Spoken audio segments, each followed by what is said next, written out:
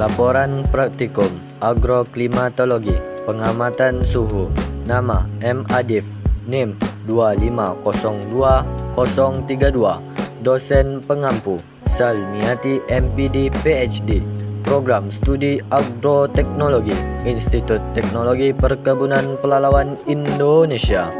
Latar belakang pengamatan suhu dilakukan untuk mengetahui tingkat panas atau dingin udara dalam bidang meteorologi WMO 2018. Suhu merupakan unsur iklim penting karena mempengaruhi cuaca, lingkungan, dan aktivitas makhluk hidup.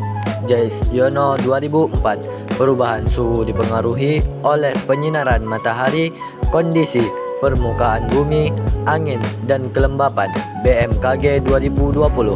Oleh karena itu, pengamatan suhu diperlukan untuk memahami perubahan cuaca dan iklim di suatu daerah.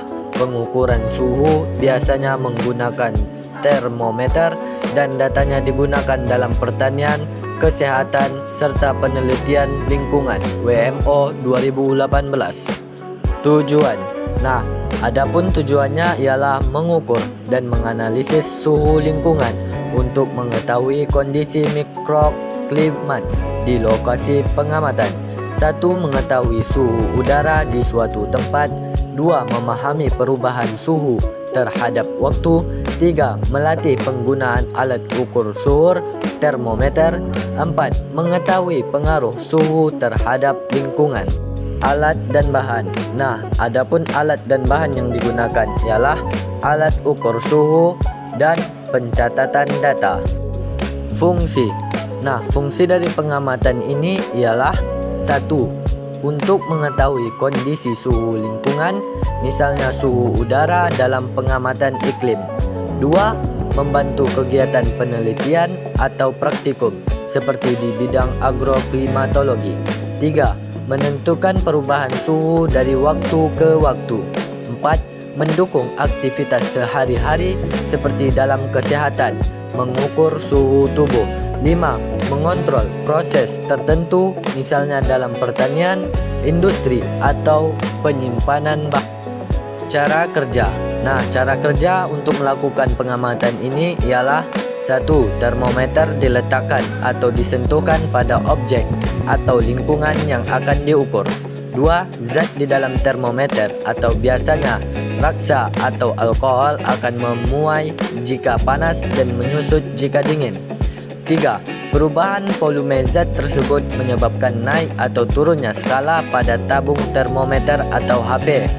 4. Skala yang ditunjukkan dibaca sebagai nilai suhu, derajat Celcius, derajat F atau K. Contoh, jika suhu udara meningkat, cairan dalam termometer naik. Jika suhu menurun, cairan akan turun. Hasil. Hasil dari pengamatan ini kami jadikan dalam bentuk tabel yang sudah kami amati selama 7 hari atau selama 1 pekan. Pembahasan. Pengukuran suhu dilakukan untuk mengetahui tingkat panas atau dinginnya suatu lingkungan atau objek. Suhu merupakan unsur penting dalam pengamatan iklim karena berpengaruh terhadap proses alam seperti penguapan dan pertumbuhan tanaman. Jasyono 2004. Cara kerja termometer umumnya berdasarkan pemuaian zat-zat cair seperti raksa atau alkohol akan memuai saat panas dan menyusut saat dingin, sehingga menunjukkan nilai suhu pada skala tertentu WMO 2018. Selain itu, termometer digital bekerja menggunakan sensor yang mengubah suhu menjadi sinyal listrik Holman 2010. Dalam praktiknya, pengukuran suhu harus dilakukan dengan benar, seperti meletakkan termometer di tempat teduh agar hasilnya akurat. BMKG 2020. Data suhu ini sangat penting terutama dalam bidang pertanian karena mempengaruhi pertumbuhan tanaman. Handoko 1995. Kesimpulan, pengukuran suhu berfungsi untuk mengetahui kondisi panas atau dinginnya suatu lingkungan atau objek secara akurat. Dengan menggunakan alat yang tepat dan cara pengukuran yang benar, data suhu dapat digunakan untuk berbagai keperluan, terutama dalam pengamatan iklim dan pertanian karena sangat berpengaruh terhadap proses alam dan pertumbuhan tanaman.